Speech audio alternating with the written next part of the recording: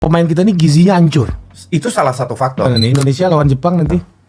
Ya we have a chance. Kemarin gue baca ya Pak Erik kan. Ya, harga mati. Harga mati. Ya gue setuju. Lu setuju aja? Ya. Kenapa? Ya karena kita bisa. 4 besar mah bisa. Oke. Bisa banget. Kita main di kandang sendiri. Nah,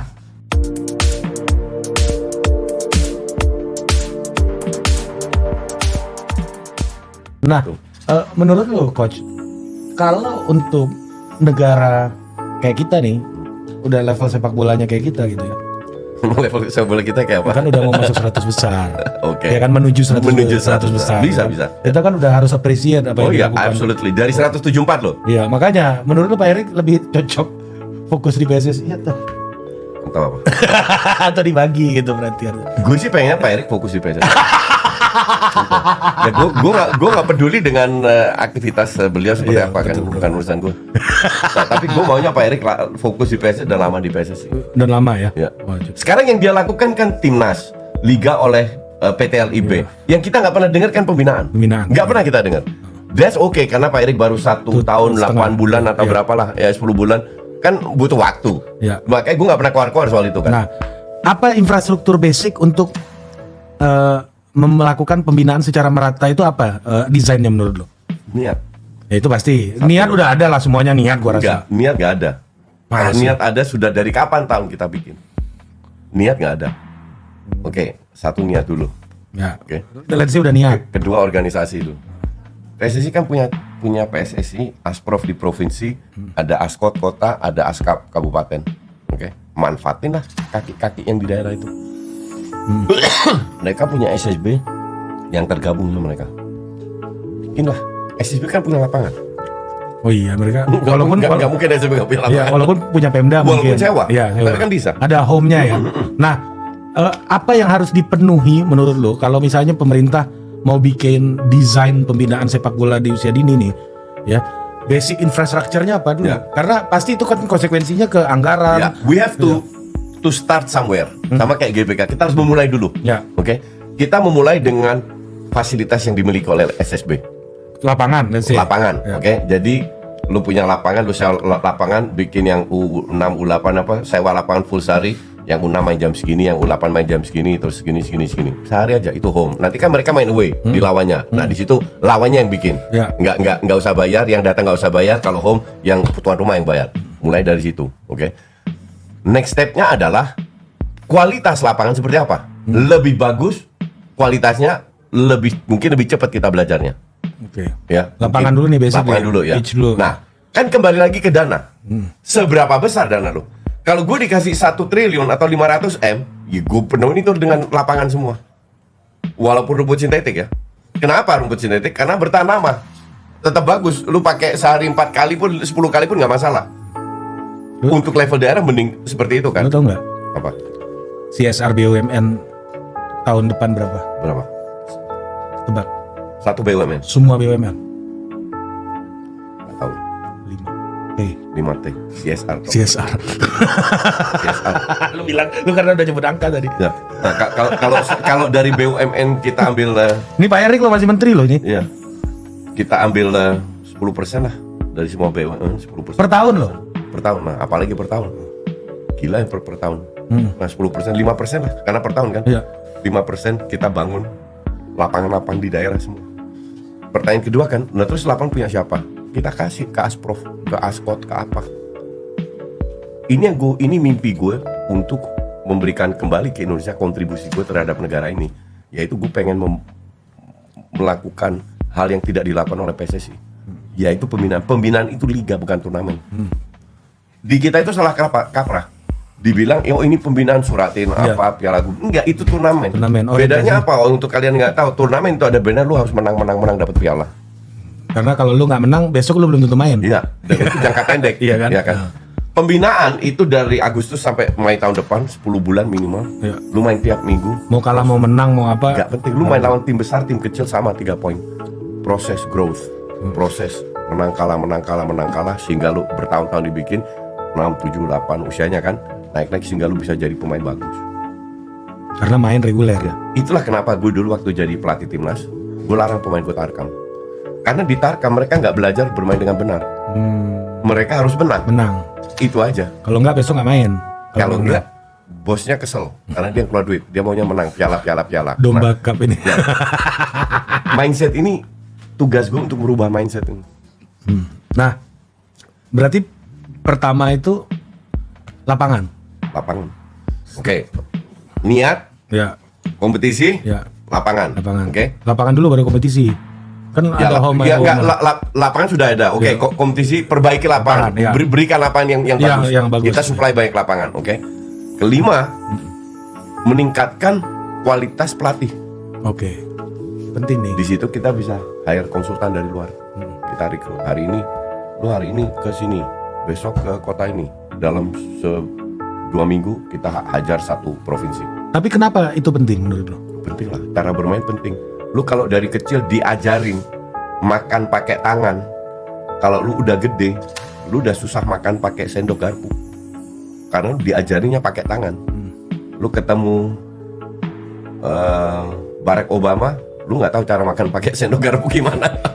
Table manner Iya, karena lu diajarin dari kecil makan pakai tangan. Apakah salah? Ya nggak salah. Tapi kan Cuman gini, caranya coach, gue ini mau jadi pelatih bola atau mau jadi pemain bola itu kan mau keluar dari kelas gitu, mau pergi dari dunia intelektual, dunia sekolah formal. Nih lu bawa gua ke sekolah formal lagi nih. Enggak. Apakah sepak bola nggak jadi menyenangkan lagi dong kalau enggak. gitu? Sepak bola itu menyenangkan. Sepak bola itu menyenangkan. Kalau lu suka sepak bola, lu terima aturan-aturan ini karena lu suka. Kayak gue sekarang YouTuber, oke? Gue bikin konten di YouTube, pasti gue ikut aturan apa yang main. Tambah lama kan, kalau bandingin aku YouTube gue banding dulu itu beda. Dulu cuman handphone tanpa tripod, tiba-tiba tripod nggak ada. Nah sekarang ada intro, ada outro, ada edit, gambarnya 4K. Ya, inilah yang gue harus ikutin untuk berubah. Padahal gue bisa juga bilang, lu lihat nggak lihat itu hak lu. Suka-suka gue mau bikin kayak apa.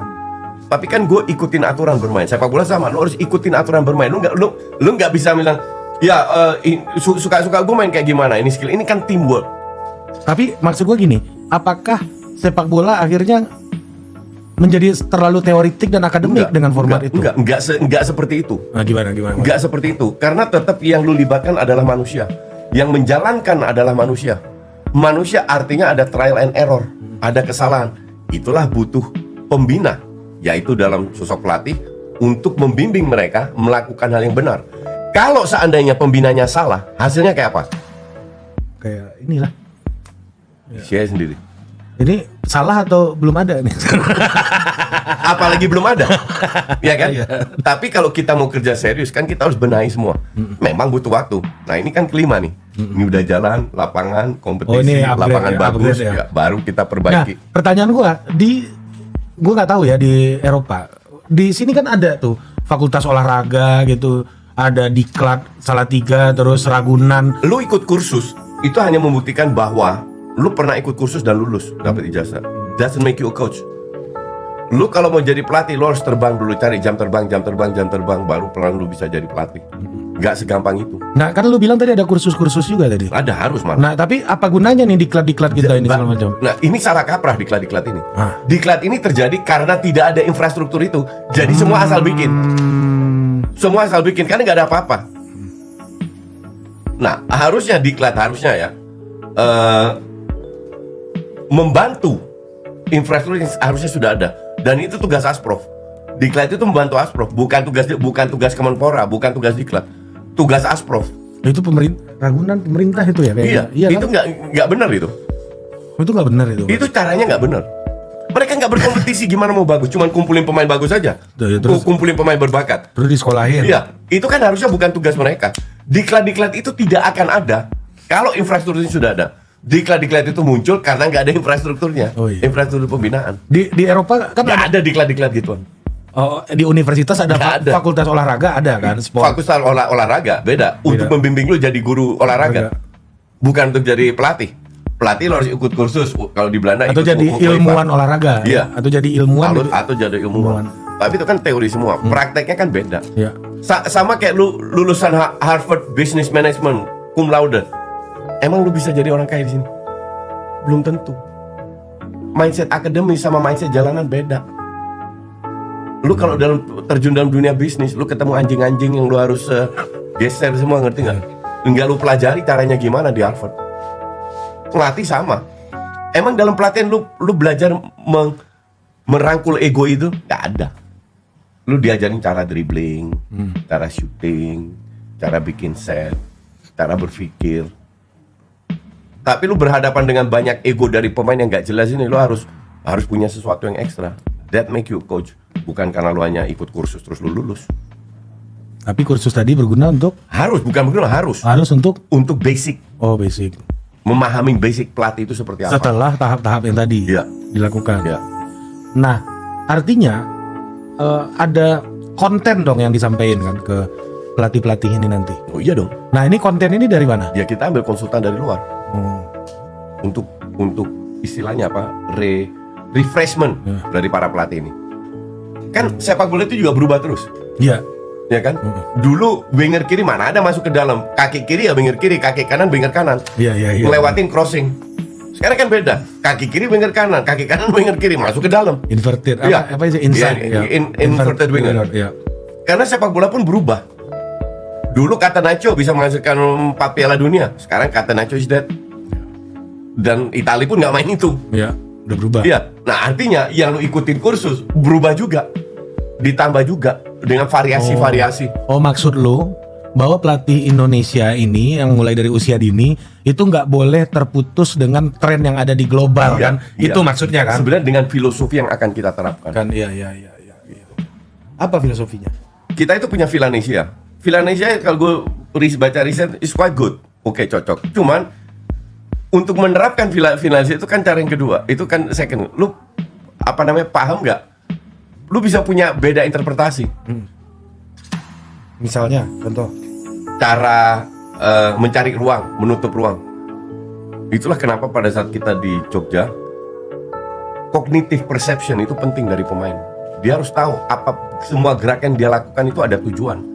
Bukan asal terima bola, bukan asal passing. Dan ini yang jadi masalah di pemain kita. Tapi banyak yang mengatakan ya, itu pemain kita ini gizinya hancur. Itu salah satu faktor. Jadi banyak faktor yang harus kita benahi untuk membuat ini bagus. Salah satu cara latihan, kedua bakat, disiplin, fighting spirit, gizi, bla bla bla bla bla. Dikumpulin sehingga mereka kalau menguasai ini semua, mereka jadi pemain pro, bisa main di Eropa. Lu yakin orang Indonesia bisa main? Bisa. My friend, gue ini 20 tahun di Belanda. Dulu, bukan sekarang, dulu ya, itu banyak yang darah Indonesia tapi main di pro. Gue bilang bukan Indo ya. Yang sekarang kan punya darah Belanda semua. Ini 100% Indonesia. Contoh Giovanni van Bronckhorst. Itu Ambon. Bapak ibunya Ambon. Bapak ibunya Ambon. Kenal lo? Gue nggak kenal, tapi gue tahu. Oh, dari pergaulan lah ya. Tahu ya. Itu Ambon. Dua-duanya. Iya, kalau lu tanya kenapa namanya Van Bronckhorst bukan nama Ambon. Karena waktu kecil orang tuanya cerai. Jadi nikah sama Meneer Van Bronckhorst. Oke. Si Giovanni dikasih nama Van Bronckhorst. Oh, bapak sambung. Iya.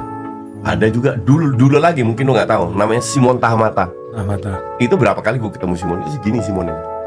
Kecil. Tapi capsnya berapa puluh di timnas Belanda. Itu Ambon. Ambon full. 100%. Full.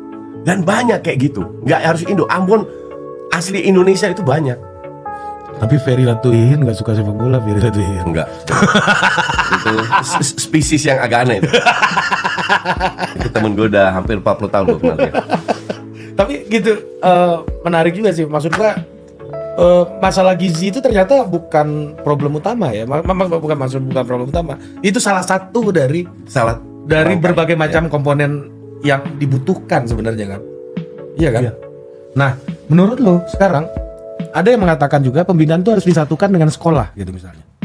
Iya. Nah, lo setuju nggak? Setuju. Misalnya kayak lo tadi kan lo tadi SSB kan unitnya. Kenapa nggak olahraga di sekolah aja? Karena kalau lu mau gini, olahraga di sekolah tujuannya adalah sekolah. SSB tujuannya adalah main bola. Tapi lu butuh IQ untuk bisa bermain bola dengan benar. Dan itu butuh sekolah. IQ lu diasah di sekolah. Yang lu sampaikan, yang lu gunakan untuk sepak bola. Sama kayak kita, gue kuliah political science. Otak gue diasah untuk berpikir analitis, apa namanya?